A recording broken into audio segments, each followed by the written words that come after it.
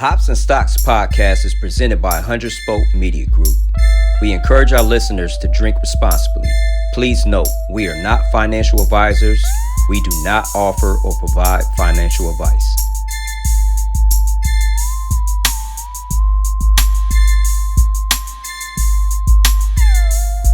I'm Spoke affiliated from the city. Thanks to the Hops and Stocks podcast.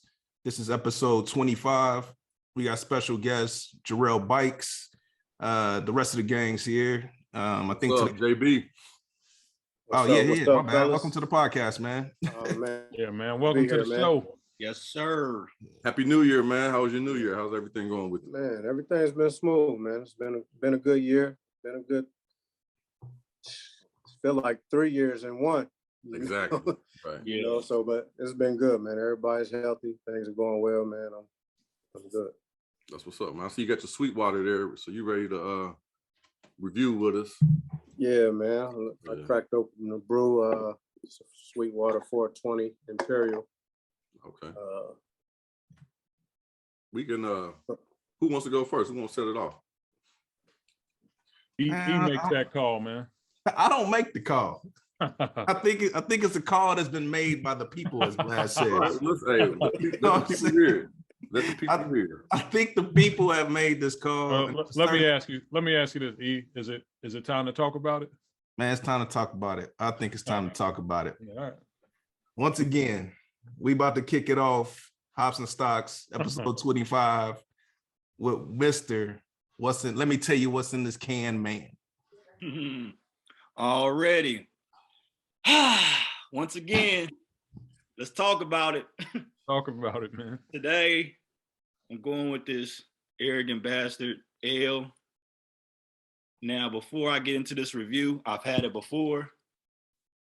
Let me give you a little backstory on it. This is before I started my craft journey. So I was still on like the basic Three Amigos, Corona, Heineken, Bud. Then I got introduced to this. I had a 6-pack of it. I took one sip, threw it in the garbage, trash. Gave it to one of my coworkers. His exact words was, "Man, it tastes like pig vomit, man." Oh, wow. Does he know what pig vomit tastes like? I don't know, but you can imagine what it tastes like. I always wonder that question when people say something tastes like, whatever. I'm like, how do you know? Right, man. So I figured I'd go back to it once, my palate matured to see if it was still, god awful. So let me see. Smell all right. Nice color. Hold on, is this the first time having it since you threw it away? Yeah. So this was probably like 5 years ago. All right. See that color? It's an ale, but it's dark in color. It don't smell bad. That was a short sip. Yeah, he didn't even really wet his whistle enough, man. I'll tell you what's in this can, man. Is it 2 weeks in a row? Actually, it's not that bad. My palate has changed. This is described as it was 7.2 in the ABV. It's described as a aggressive ale. It is. It got punched to it. It's all gas, no brakes, but it's dark. It's definitely strong. When I mean dark, not only in color, but this mug is kind of evil. It's kind of who? It's evil. Okay. This is an evil brew right here. 100 on the IBU. Oh, wow. Oh, yeah, that's high. Yeah. That's bitter, bro. So you already know what kind of depth this beer has right here. So it's not as bad. I could finish it now that I'm more, into my journey, but I definitely couldn't buy a 6-pack of this. On a scale of 1 to 5, I had to give it. I mean, it's got character, so I give it a 3.75. And the can man has gone soft. It's not that bad. It's out of California. It's all right. Decent artwork. I mean, it looks evil. Look at it. Yeah, that is an arrogant bastard right there. So once again, this is Arrogant Bastard, 7.2 on the ABV, 3.75 on the review. All right. Who want to go next? Blast. Oh, Let me ask you something about that beer though. Go ahead. Ask you what was in that bottle. So knowing what we know now about the IBU number, Mm-hmm. would you buy 100 IBU? I don't think I've ever had 100 IBU in a beer before. This is my first. Well, this is actually my second time having this, but like I said, it isn't god awful. Because we know the higher the number, the more hoppy, the more bitter it is. It's definitely hoppy. Yeah. Super hoppy. It's not a bad beer, but if you're just getting into your craft journey, I would not suggest this. Right. Yeah, it's So probably we have to work your way up to this right here because it's got punch to it. I mean, it's biting all the way down. That's only taking one sip. I don't think I've ever heard IBU and ales together, so that's kind of a first for me. I always associate IBUs with IPAs, but right. Yeah, that's true. I don't think I've ever seen an ale this dark, man. This is almost that's right here. That's a dark ale, man, for sure. Yeah. That's why I said it's evil. Breaking all the rules. All of them. All the rules. Yeah. What Definitely. was the ticket on it? I bought this as a single. I think it was like three and some change, maybe. I bought it as a single. I definitely wasn't gonna buy no 4-pack of this or no 6-pack. You bought the artwork, man. That is sweet artwork though. Yeah, you bought that artwork. Nah, he bought the name. Oh yeah, and the name. It's a catchy name. Yeah, and I mean, I can't be mad at it. Just ain't nothing you want to it ain't no easy reach. Put it like that. Yeah. So what you talking about, Blast? All right, man. I'm going back to one of the podcast favorites, taking it back to Streetside. I got a joint. I bought it for the name too. It's called It's My Birthday Beaches. JB, you remember all that beach talk from back in the day? Hey, Tony Burton during football. Yeah. Like Tony Burton here, beach. Man. But yeah, It's My Birthday Beaches is a milkshake IPA with coconut and pineapple. It says it's brewed to celebrate all things beaches. It's My Birthday Beaches is a tropical party and a beverage. Toasted coconut and pineapple create a tasty maelstrom that's backed by Streetside's trademark milkshake IPA flavors. Drink this one with your pals at a beach on your birthday because that's what we all intended. Yeah, can work. It's got two smacked, you probably can't see this, but it's like two smacked characters on there.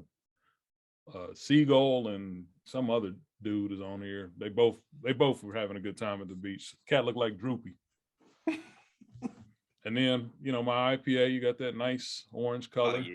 Oh yeah, that looked like it's fire. Oh, let me give you the stats. 7.25 ABV. No IBU listed on this joint. So down the hatch, man. Yeah, I got that in the fridge. That looked like straight orange juice, man. Man. Yeah. It's Sunny D. Yeah, that's tasty, bro. Yeah. Yeah, It looked like. One sip, you're clearly at 4.5. You're clearly there. So it's just a matter of, is it more than that? Or does it sit right there? So I'm gonna go back in. Hard for me to go back in on my joint. Yeah, that's good, man. I think I'm gonna leave it at the 4.5, man. There's a tad bit of an aftertaste that, may or may not be appealing to some people. It doesn't bother me, but you definitely get that pineapple, that citrus, a little bit of the coconut too. So they did a good job of nailing what's in this can, and I mean that's what Streetside does, man. They really deliver a lot. So It's a yeah, milkshake. 4.5. I would definitely cop again, cop a 4 or whatever it comes in. It's a milkshake IPA. Yeah, milkshake IPA. It's one of my favorite styles. Yeah, right it's there. good stuff, man. It's got a little bit of creaminess to it. Delicious. Yeah, like I said, that mug just looked like it's fire. Oh yeah, that's breakfast right there. Yeah. And I mean, it would be good to get smacked on the beach with this. Wish I had a beach right now. I love beaches. Smack my beach. All the beaches. Beach friendly.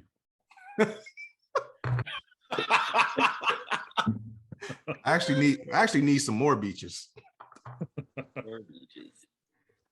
Sorry, JB. Hopefully we're not taking you down a road you don't want to be on. Oh, no, it's all good, bro.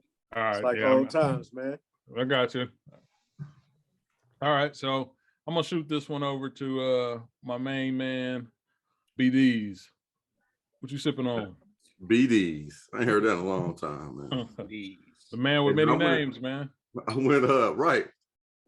I went hometown, Mount Carmel, the Amber Ale. Yeah. This is a simple ale, man. The reason why I'm reviewing it, I picked it up at Meyer. Like I said, nothing really special, but watching the Bengals, man. And I was sipping it during the Bengals game, and we won. So I ain't drinking nothing else until it's over. Yeah, I ain't drinking nothing else. Nothing else is hitting my palate. I'm gonna go get another 6 of them Friday. But hey man, let me act like I haven't tasted it, but it's a good ale. Yeah, and ale is your favorite, right? Yeah, I love ale, man. Nice glass work. Yeah, that's good color too, man. Yeah. Almost reddish. Well, I mean, it's called amber, so. Yeah, it's out of this is a Cincinnati beer. Like I said, not special. Fresh aroma of malt body. It's nice and balanced. You're not getting nothing more than the next note. It's nice, just a nice solid go-to, especially since it's been my drink since we've been winning these games, man. Since we beat up on the Titans. Sipping on this. Tighten up. Hold on, first of all, when not a Titans fan, my bad. I was about to say, man, I got slandered for saying that. You be low key rooting for him though, man. Like it's your Right. race. I do, You know what I mean? But hold on, the what I pendulum say? was like this. Like I could see It was not. wherever it was, man. Like your Man. reel was like, oh. Anybody that would've asked me I said, man, I'm rooting for the hometown. I'm rooting for the Bengals. That's true. You did say that on the pod. I said it on the pod. I said it to every text when people was asking me, who you rooting for? I'm like, man, the Titans is like third way down. I'm like, it's Eagles, Bengals, and then it would be the Titans. Did you cheer when the field goal went through? Nah, I let the people in front of me do all that, man. so you was quiet. I was recording the shit. You know what I'm saying? I ain't gonna be on my phone acting like a groupie, so I let all them do all the cheering. You didn't want that Nashville business. Yeah, you do. Nah, I was actually in my section. There was the 4 people in front of me was Bengals fans, and then like the section over had a lot of Bengals fans in it. They actually came pretty deep. There was a lot of Houdays walking to the game. You didn't want Baby Nash running up on you. Oh man, I forgot about Baby Nash. Baby Nash is my dog, man. We done hit these streets together. Who the hell are you cheering for, buddy? It's got a nice little bite. It's 6%. Vito almost lost it. Who you rooting for, buddy? I think it was who the hell. Who the hell are you rooting for? We gotta tell JB about that, man. But let me finish my review, then we can talk about Baby Nash. It's 6%, 6%, and I would give this the drinkability. I like that word, drinkability. It's high, so I'm gonna put it right at a 4. It's not gonna wow you, but it's not gonna disappoint. So I think that's what a 4 does. It's not a wow, it's not a disappointment. So Mount Carmel, you get a 4. Amber Ale, not bad. It's a good house beer. It is, you know what I mean? And y'all know my issue. I gotta be particular about what I drink, and this is gonna do me right. You laughing at something, Blast? I mean, just why do you have to be particular about what you drink? Who, me? Yeah. For Why do I have flatulent, to be particular? You know why I gotta be particular, man. What did you say, Vito? flatulent purposes. In my older age, man. I mean, y'all can relate. I'm getting a little lactose intolerant, man. So if I see lactose on it, He can't hold back his farts. they come out like machine gun, man. Hey man, hey Blast, cue up that woo machine gun rap. Hey, but you know where we originally got the machine gun from? Oh, man. When Blast goes to sleep.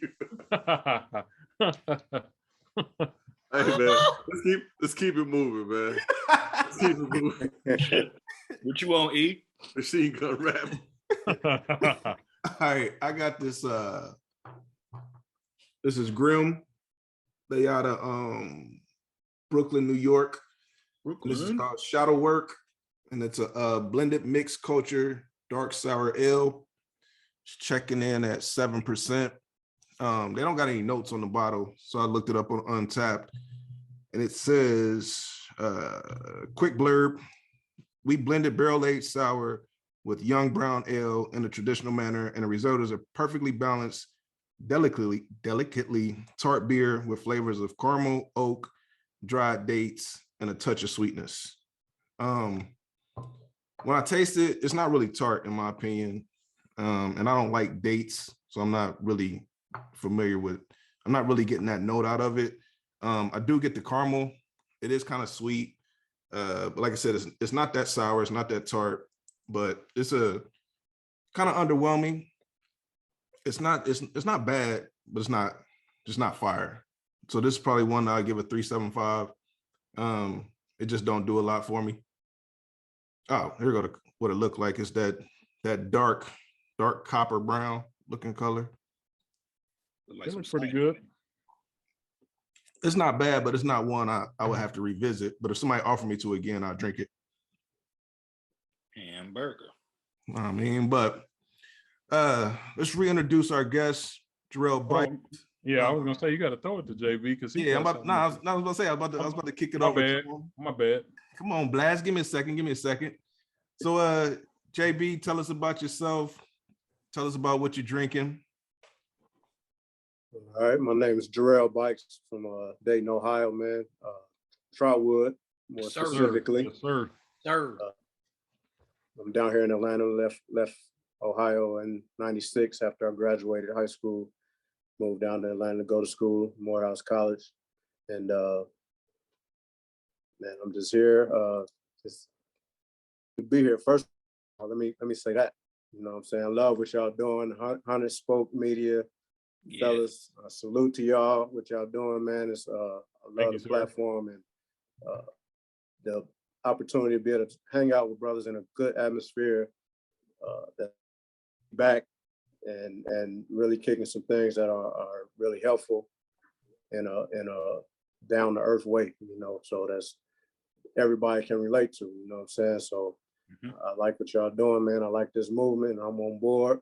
So anything I help, I'm definitely gonna be sharing and liking and spreading the word. Appreciate that, bro. Appreciate that. Well, what you got in that cup, I man? get in this can, man. I'm getting this can. This is SweetWater 420 Imperial Ipa. I just tasted this a couple weeks ago. I just stumbled upon it in a variety pack. I did it. They even made it here, Imperial Ipa. But let's go. It look good. It's I like it. I'm not a big Imperial IPA fan, Okay. but this right here is pretty good. Just because a lot of times the Imperials have that malt like flavor, like almost like malt liquor sometimes. But this right here is good, man. Tasting a lot of pineapple and mango. Oh wow. Citrus Oh, yeah. flavors. I would like it to be a little more carbonated. It's almost a little syrupy, as you can see. Can y'all see that with that background? Yeah, we getting it. It's a little darker than most IPAs. That is a dark for an IPA. Yeah. Yeah, but it's good, man. I'll give it a 4.5. Man, yeah, that's impressive. Can you get those like? You gotta go to a specialty store. Or can you get it like? No, I got this at the grocery store in Publix. I was just running to grab something for, I don't remember what it was, a game or something. And it was a variety pack of SweetWater. I think it was about $18 for a 12 pack. Stumbled on something good. They based in Atlanta? Yeah, 420 is Okay. based, SweetWater is based in Atlanta. It's one of the first craft beers that I really experienced when I knew what craft beer was. We used to go to this brewery back in the day, right after we graduated. You can go in there with a glass like this, where they give you a glass, $5, and that's all you can drink. So I didn't really know what craft beer was back then. But this was early 2000s, so we was going for the cheap beer. Is that deal still active today? Man, I ride by that spot, man. It's nowhere to be found.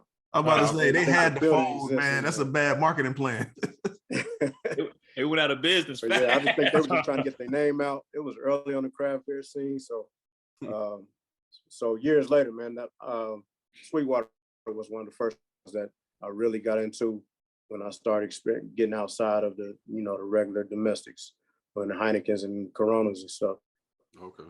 And so I'm gonna let you know what they the notes. It said this is a craft deserves a craft class imperial treatment, a fresh take on ingredients from the original 420.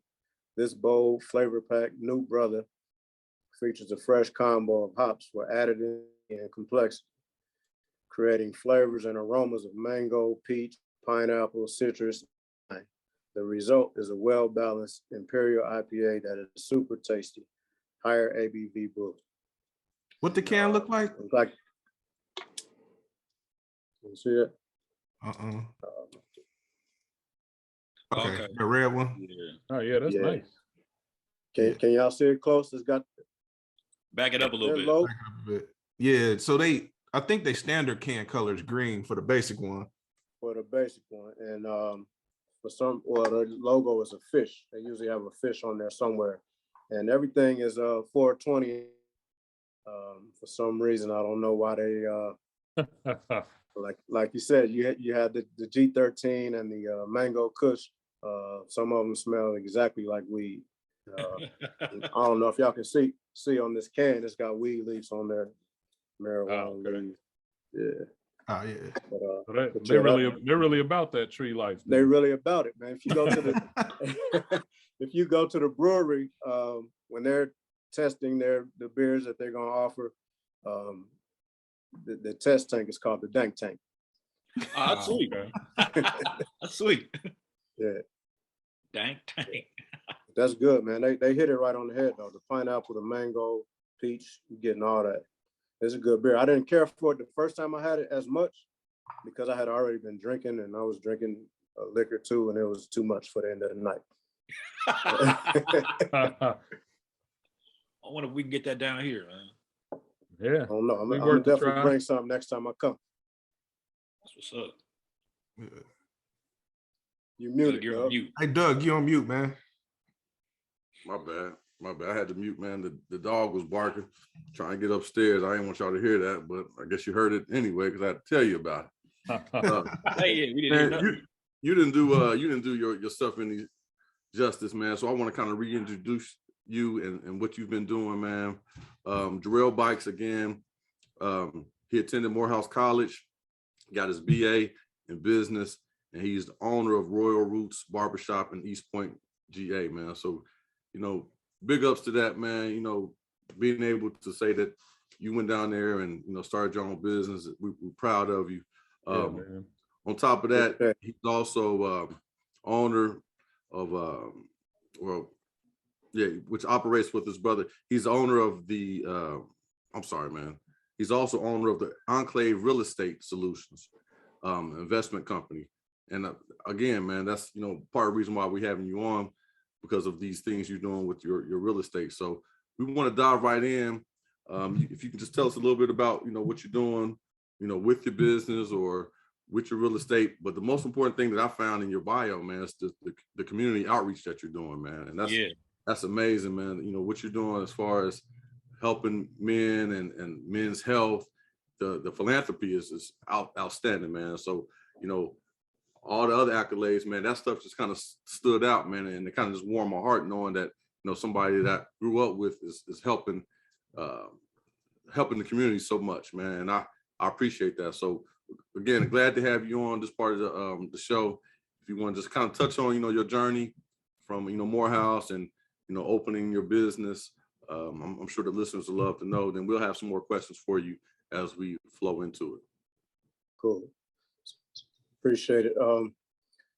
Yeah, so after graduating Morehouse, I went into student teaching, substitute teaching.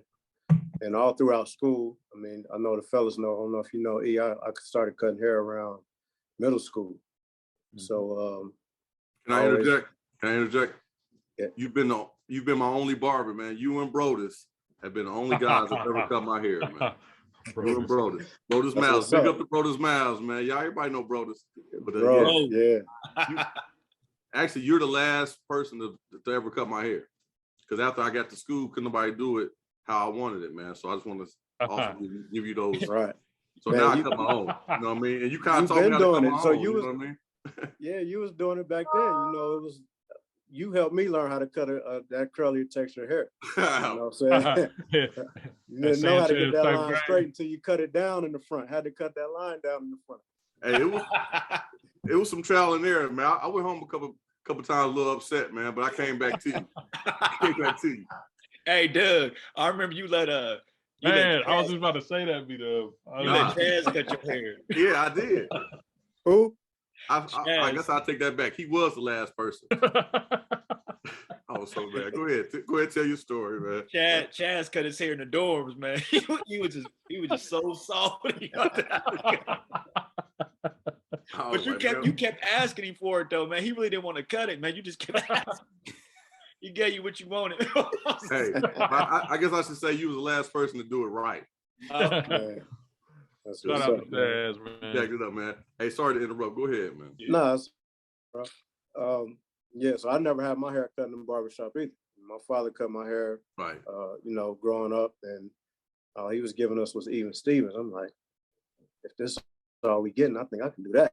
So the thing I had a younger brother, you know what I'm saying, Jarvis with whatever, you know what I'm saying. So I started cutting his hair, started practicing on him. A couple other guys were brave enough to let me practice. So I've been cutting since I was about 12 years old, and cut all through high school, college, and it's been good to me, you know. So I didn't have a lot of broke years, like super broke years, like a lot of college students. You know, I always had a little stash. It was times when I was moving, changing from dorm to apartments or whatever. I'm finding a little money that I had stashed away. So, you know, barber game has been good to me. And I didn't think that I wanted to open a shop though, because I used to be in the dorm cutting at home, cutting everybody getting ready to go. And you would always say that. You would always say that. I don't want to cut. You would always say that. Yeah, man. So it's like everybody getting ready to go out and I'm still cutting. So end of the night, a lot of I'm just taking it in, doing something different. I've been cutting till 10, 11 o'clock, you know, so that was the journey through college. Once I graduated, in college, I did a couple internships. Internship with NCR for 2 years, intern with AT&T another summer. And I just realized then that the corporate route wasn't really my route. I kind of knew that, but I was like, if I needed to, I felt like I could come back to that. I knew I was going to school to be a business owner. I didn't know exactly what type of business I would own, but I knew that I had some skills, with the barbershop, and I always wanted a barbershop, but I never thought that I would be cutting in the shop. I just wanted to really just kind of own the shop, but man, it was good to me throughout the years, and that substitute teaching, and that wasn't the route either. So, so I struck out, and 2 years out of college, I opened a business, and we're going on 19 years now. And the thing that's kept me in it is the opportunity, the platform that we provided, the opportunity to be able to touch people in the community, to be able to keep the pulse on the the vibe of the community and people of all walks of life. In Trotwood, we come from a strong community, tight-knit community. And that was something that I definitely value. It's something that's made me who I am, a big part of who I am. And I was able to find that in East Point. I went to school. I lived right near East Point, on the line, East Point and College Park throughout college. and I got into a shop. In Georgia, you don't have to have a license to get in the shop. You can get your license through apprenticeship. Walked in the shop one day, asked a guy if he was hired. He said, "Nah, I'm not hiring, but I know a guy who is." And pointed me down the street. Just so happened, the guy was from Cleveland, old head from Cleveland. Walked me right in. Didn't want to see no work or nothing. He said, "You're a young guy trying to opportunity, you got it." So I learned because I didn't know the etiquette of barbershops. I'd never been in a barbershop, never been all the booze and creative cuts and all that in the city. I've never been in a barbershop before. So I got, so I learned the barbershop etiquette and how things flow, and it was just a good vibe for me.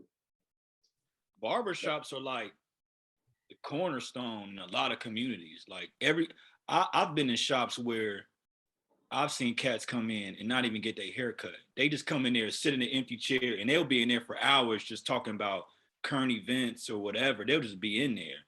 So those types of businesses are very important to the community, man. So right, and that's definitely what we've been, throughout the years. Man, we just lost just the other day. Actually, the funeral was yesterday. I had an old guy. He was about 75 years old. He used to just pop in, pull in, talk his trash, whether it's politics, religion, whatever, come in, pop in. Before you could get a word out, he was back in the car gone. Yeah.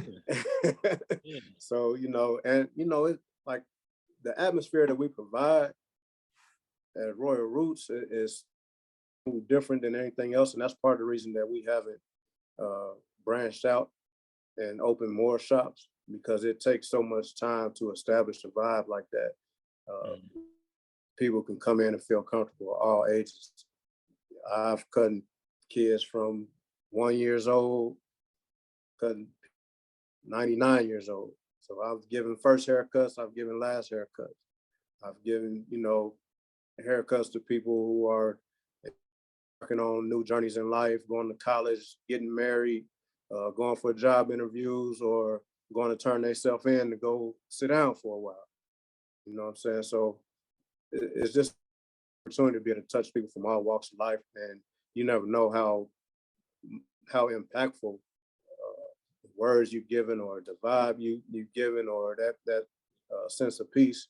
You never know how it's really impacting people's lives, and that's one of the things that's really kept me in the business so long, because we've dabbled and dabbled in a couple other businesses, and it has some success in other businesses, but it's been good to me and family, and I've seen helped other barbers, get their own shops, and get licensed, and it's just an opportunity, man, to help people and empower other people. You said it. You walked in to an older guy's shop and he gave you a chance. Has there been a story like that, like a Jerel Buycks coming into your shop and you give him that chance? Man, almost every barber. So we had a few barbers who came with me from another shop, all working together, but almost every barber who walked in the door, well, I won't say every barber, but a lot of them, I didn't feel like that they would work out, but I gave them the opportunity because I was given the opportunity. And I know, characters, a lot of the barbers are into a lot of shifty things, can't get a regular job because they got felonies, or they got this going on, or they got discipline issues. They can't work a regular job because they're not self-disciplined or whatever. So it's been an opportunity to definitely let people, try their hand at this game, man. So Jarv started cutting. Okay. When we were originally open, the plan was to open a barbershop and a detail shop. Jarv was gonna run the detail shop. We didn't do our homework. The city wouldn't allow the permit. We were operating in the back alley, but the city shut it down real quick. That's just one of the consequences of not doing your homework. Yeah. So after he bounced around a couple of jobs, he started cutting himself, and he learned in the shop.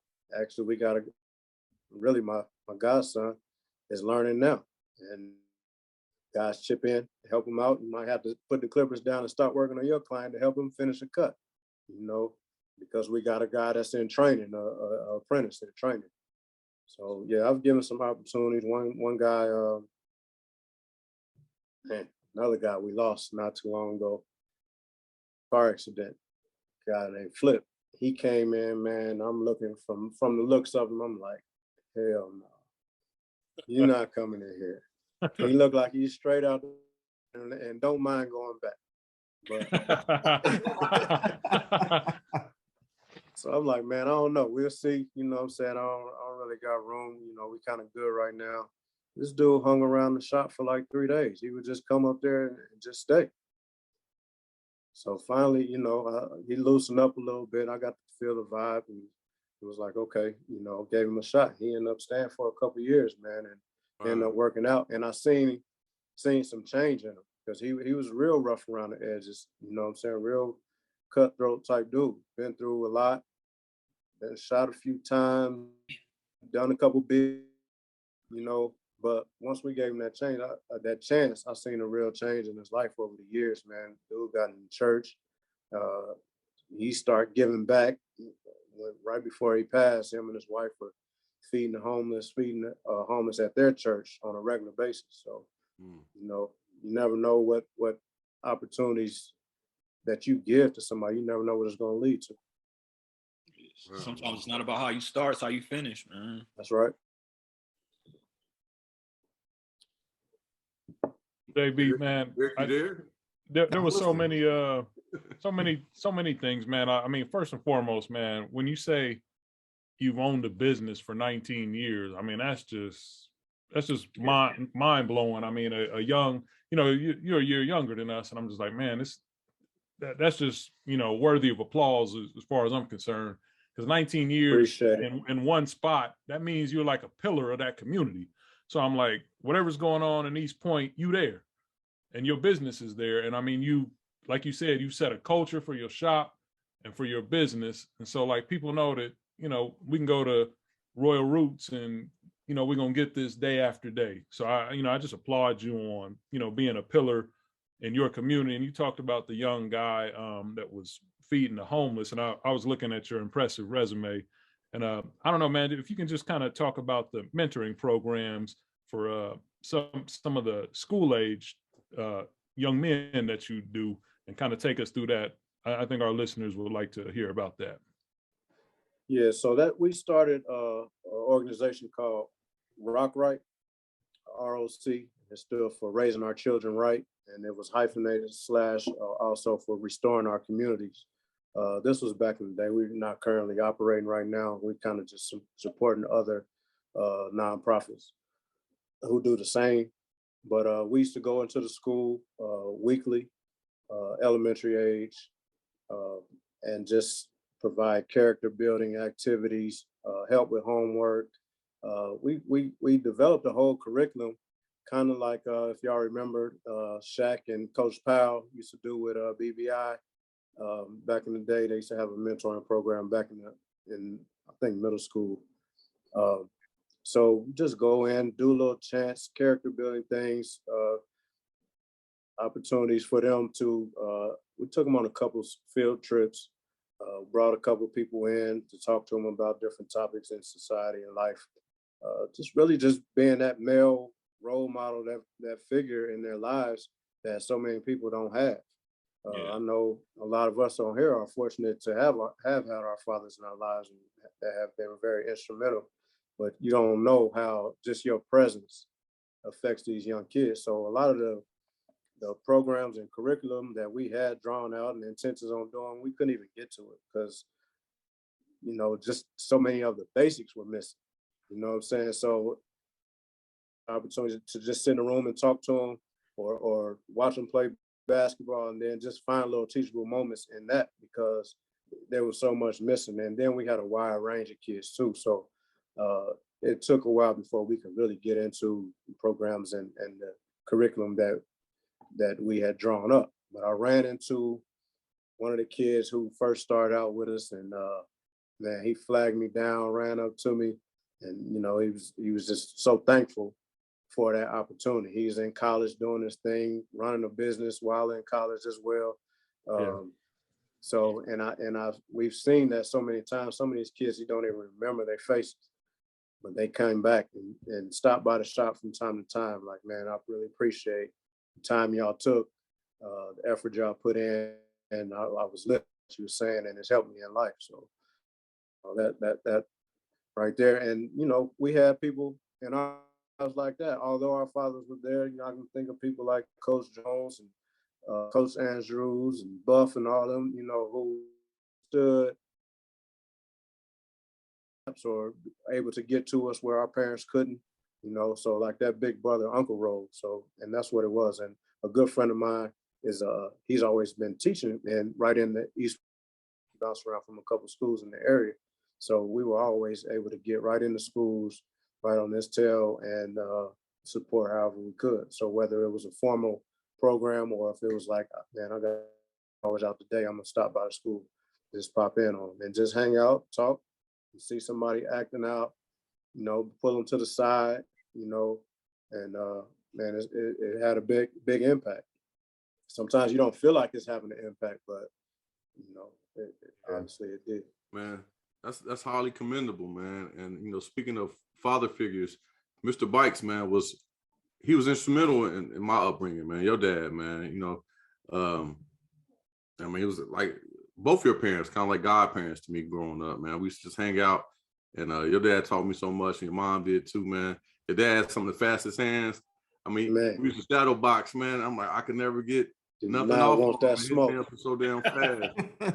Nah. Hey, man, he told me I couldn't take no hit because I used to get the air knocked out of me all the time in football. I come across that middle, like, Billy, you can't take no hit. Yeah, man. It motivated me though, man. I was like, man, I gotta take these hits a little better. Nah, but for real though, man, I could tell, how you live, and it's a testament on how you were raised, man. And like I said, I love your parents. I love your family, man. And Jarvis, kind of like a little brother to me too, man. So likewise, bro. Yeah. Shout out to Jarvis, man. Yeah, shout out to Jarvis. And so, Jarvis, according to your bio, he's helping you with the real estate investment side of, what you're doing now. Tell us a little bit about, how you pivoted from the barbershop to, real estate game. So real estate was always an interest of mine. I just really didn't know how to jump in it, how to what angle, because there's so many ways that you can get into real estate and profit from real estate. But the transition again, so like I said, my father used to cut my hair. My father worked at GM, and he also worked on cars on the side. So he was always good with his hands. And when he retired, well, even before he retired, quick story, how the first time I seen him start working on houses, y'all remember Joanno Boone, right? Yeah. Rest in peace. R.I.P. man. Yeah, rest in peace, bro. But Joanno was at the house, and him and my dad got the shadow boxing again.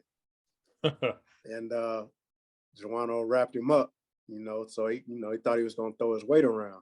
So my father was swinging him around a little bit, and they ended up going through a wall. Remember that. Big hole in the wall in the kitchen. So I'm like, man, I'm not used to seeing, this was, not paying attention to construction and stuff like that back in the day. I'm like, man, how are we gonna fix this big old hole in the wall? Come home a couple of days later and it's fixed. And he just figured it out. Never, he hadn't, done anything like that. So just by him putting on things and showing us along the way, kind of gave me the confidence to buy real estate in a different way. So when we opened the shop, we laid the floor down in there. We done some light construction stuff in there, and I knew real estate was a way that I wanted to go. Eventually, jumped in the game around 2005. I was listening to the podcast the other day when you were talking about you could get those stated loans. 2 houses on a stated loan. I said, you need to make this to qualify for this house. Okay, I made that. I made that. You made that. Wow. Yeah, I made that. Made that and then some. And then some. And they were doing so much funny business. He was able to give me some money back at the closing. Of course, he was Right. taking some too, which I wasn't really knowing about at the time. So I bought 2 houses between 2005 and 2007, completely underwater.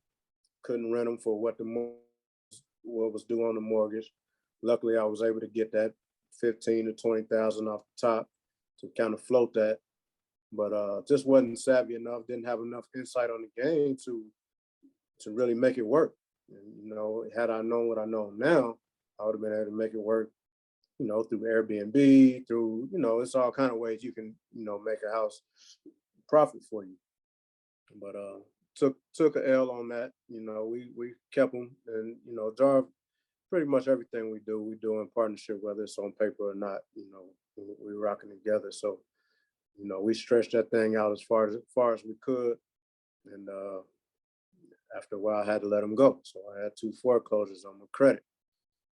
So it took a while before I was able to jump back in. Oh, let me go back.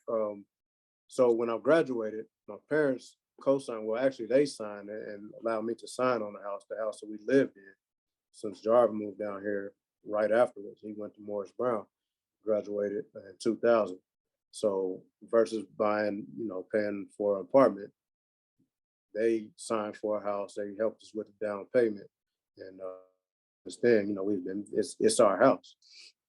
So that kind of helped me, gave me some insight onto the process of buying a house. You know, going through that, man. You know, looking all the paperwork, man. I had no idea. So you know, that was my first experience. But buying those houses in 2005 and 2007 took a big L. So went back strong in the barbershop. And recently, I think we first started flipping in 2017, formed a company with my parents. My father's been doing a lot of rehab, so he's got a lot better since he's retired. And he's doing a lot of home improvement and stuff like that. So know what the houses were going for a few years ago in Dayton. You know, we was able to find some properties for the low through some different programs similar to lot links and things like that. So we found a house for under 10. We were able to put about 15 into it. Hey, Jerel, say that again. You kind of broke up a little bit. I know on my end you did. Yeah, how much did you get it for? We paid right under 10. Okay. Now, the first house we paid about 11 or 12. And we put about 10 to 15 in it, and we sold it for 50. But we did all the work, you know. So we've done 4 of those in the last couple of years, just doing all the work ourselves. You know, I've been home a lot, man. I ain't seen y'all, but was that in Townview? so the first house was on Nevada, up there, AutoZone up that way, by Corundu. Yeah. Yeah, in that area. So the first 2 houses were on Nevada, and I don't think that wasn't Trotwood when we were growing up, was it? It wasn't considered Trotwood, but that's Trotwood now. So yeah, so those first 2 houses we got both at about that price, 10 to 12,000. Put about 15 in them, sold them for about 50. Next property went for 60. We bought a house in Townview for about 10. Put about the same in it, 10 to 15 in it. Sold that one for 75. So that was with the company that we started, that I was in partnership with my parents and a friend of theirs. So when we first established the company, I knew that real estate was what I wanted to do. I wanted to transition from being in the shop the majority of my time and wanted real estate to be my major source of income. So I established a company on my own, and I, you know, let them know that I wouldn't interfere with what we already had going on. But the length of time that it was taking to do these projects just really wasn't working for the plan that I had. You know, because we're putting our hands on everything, we're doing all the work. You know, I'm coming to Dayton about once a month, staying for a week. Like we realizing that we really could have turned these houses over in about a month had I been there. You know what I mean? But everybody had something else going on. Pop had his work, Darv had his work, you know. So I started my own company and I bought a house in Townview. And again, we're putting our hands on it, but it's moving a lot faster. We just recently bought one off of Salem and Catalpa. This one we're definitely going to sub out. We're going to hold this one. We're going to Airbnb it. So, you know, that's been the move, and that's the way I'm going. I'm looking to scale up, try to form some real solid relationships with contractors and things, man, so that we can move the process along. But Dayton really, I never knew why they call it a gym, but now it's a gym. You know what I'm saying? I never knew, but it's definitely a gym. I just rode up Salem. I was up there last week. Rode up through Salem, man, coming through Dayton View, and you see a lot of construction, all those old houses. Like, it's beautiful houses in Dayton, man. The architecture and everything, you know, is always kind of intriguing. That was always an area that I wanted to invest in. So I'm looking to get in that area. What in your so when you said Airbnb, like on Salem and Catalpa, I'm like, wait a minute, what? So Right. what research have you done that's led you to bet on that area as far as capitalizing off of Airbnb? So just looking on Airbnb, I haven't done extensive research, but I know I want to hold the house, you know, because of architecture and the location where it is. But I've done some research, just looking on Airbnb and seeing what's being rented out on a regular basis. And I found that, man, anywhere that there's hotels, there's a market for Airbnb. As long as you market it right, you know what I'm saying? There's people that come to Dayton for a lot more than a lot of the, you know, conventions and party life and stuff like that. You know, people coming for all types of reasons. And, you know, we're starting to bring some companies back to the city and stuff like that. So, man, as long as there's a hotel, there's a market for Airbnb. So this area is not deep into a neighborhood. It's right off of Salem. It's not somewhere that hopefully people are gonna be throwing wild parties and stuff like that. So, Hey, you know, it's as long as there's a bachelor party, as long as there's a bachelor party, there's an Airbnb somewhere. Exactly. You know what I'm saying? Yeah. So, you know, and you know, we're gonna test it out that way. If not, it's always definitely will be able to be rented for a long-term rental. Man, y'all should have got me an Airbnb for my bachelor party, man. Y'all slipping. We could have rented it out from you. And we had hotel rooms for We you. was on Salem, man. We was on Salem, bro. Now, y'all hooked me up, but we was on Salem. What's the process of Airbnb? Y'all know? I'm still learning it. I don't think it's a whole lot to it, man. You know, they offer insurance.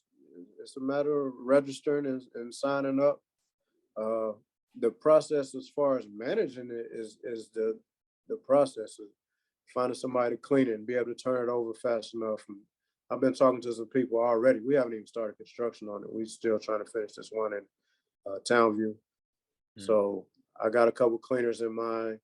Ran into somebody else while I was back home, Tiffany Troutman's little sister. So she's doing some Airbnb cleaning, you know, so that is the biggest part, being able to turn them over and keep them clean.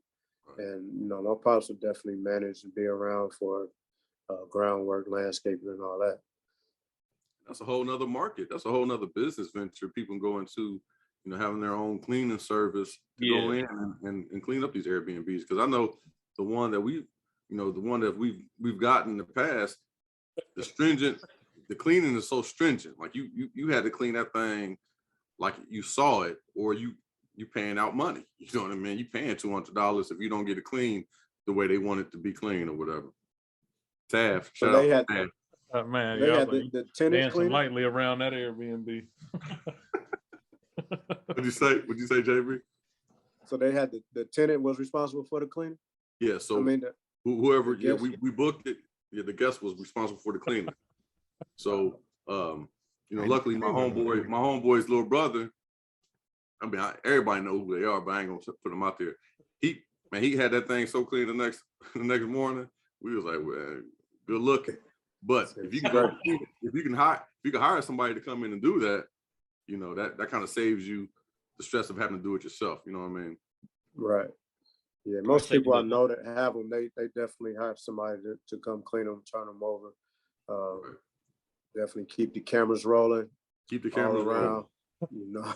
Yeah, cameras caught some stuff it wasn't supposed to catch, but you know, we got out of it. And you gotta find the routers and turn them cameras off, man. They cannot be in the wrong room. That's what I'm saying. Not every room should be a camera. It's the only thing about Airbnbs, man. You don't know where the camera is, man. Well, they say They have to disclose it. it has to be in the front entrance so they can see parties coming in and out. That's really the only camera that's allowed. They can't have any cameras like in your On the inside. living area or bathroom. They can't have any. I mean, that's illegal. But they can have one on the entrance. Any exit or entrance, they can have a camera right there. Right. So the one has to smoke a cigarette, throwing cigarette butts and stuff. I'm like, man, they trifling. And they got caught on the camera doing it. I want to back up to when you was talking about lot links. I got a couple homeboys that came up big off of lot links, and then Dayton stopped it, and so that actually told me a lot. You know what I'm saying? It was like back in the day, you was able to get houses for like a couple thousand, or you can get like an entire lot for like under 1,000, and then Dayton stopped it, and I'm like, well, that was they way of generating revenue and getting taxes. But that told me that this land has more value, and so they're not gonna let you get it for that 2,000-3,000 no more. They're gonna make you go through a different process to get it. But I heard recently that they started, it's not called lot links, but I was wondering if that's what you was referencing, where they started something similar. They started it back up. No, that it wasn't. I haven't. Everything we've done so far has been in Trotwood, through the city of Trotwood, and they had a similar program, but it wasn't.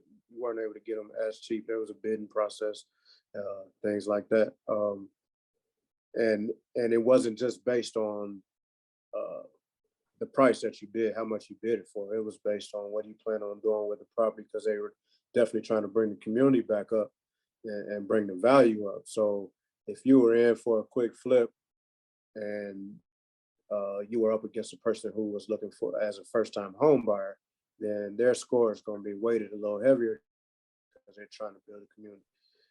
I never got a chance to take advantage of the Lot Links program.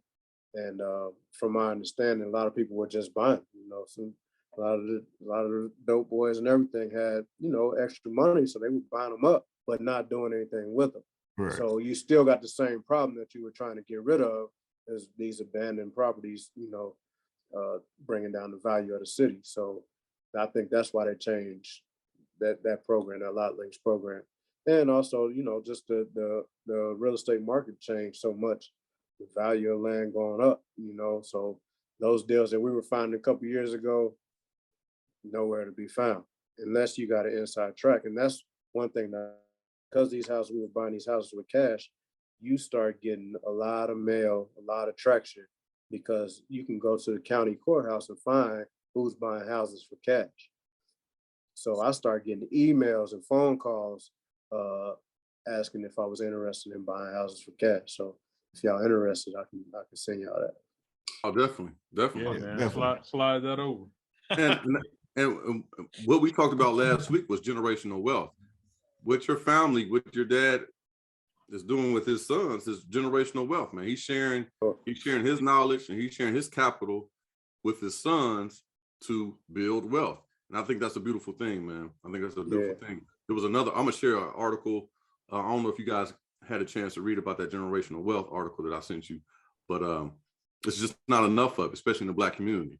But you're a prime example. Your family's a prime example of how when you put assets together and share capital, you can make things happen, man. You can make things happen. Sure.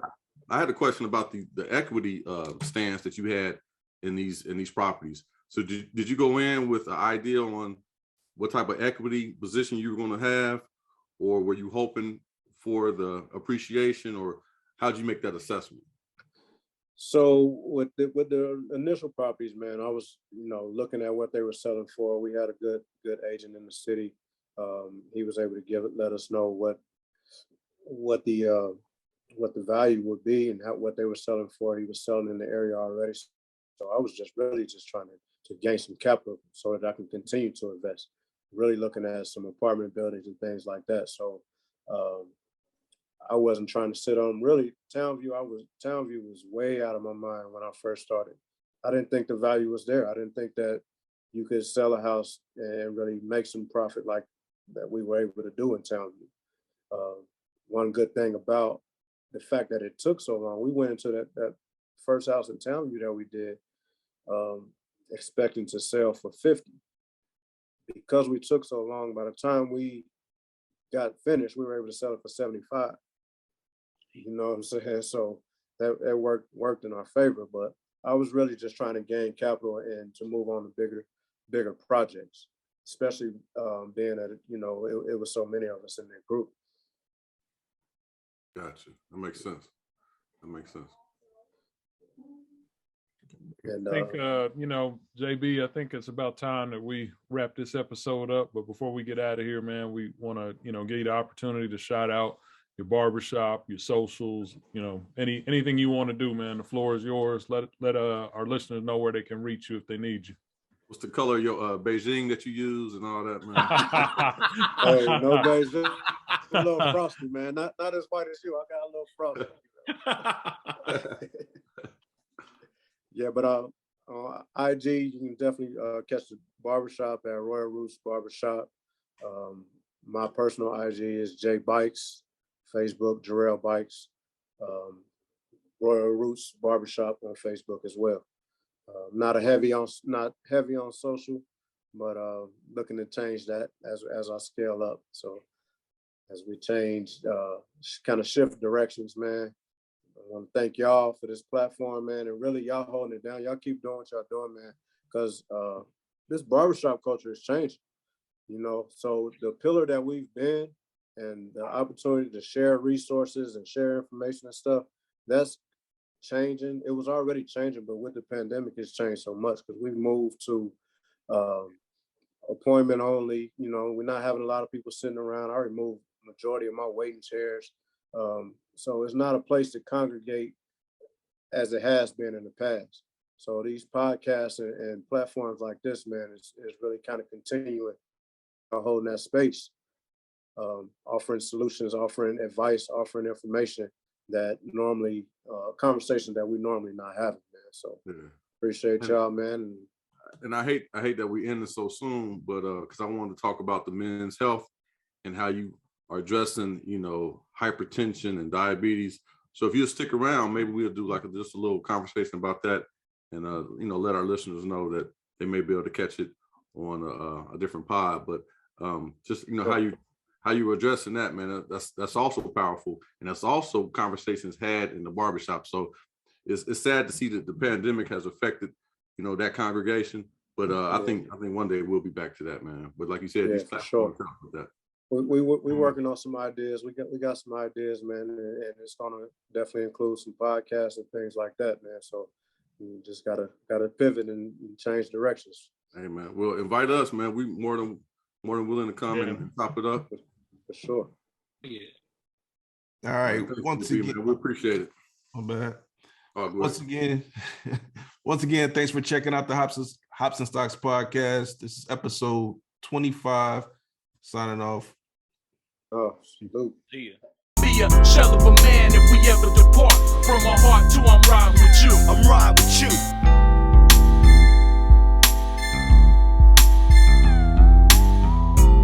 Hops and Stocks podcast is presented by Untitled Media Group. We encourage our listeners to drink responsibly. Please note, we are not financial advisors.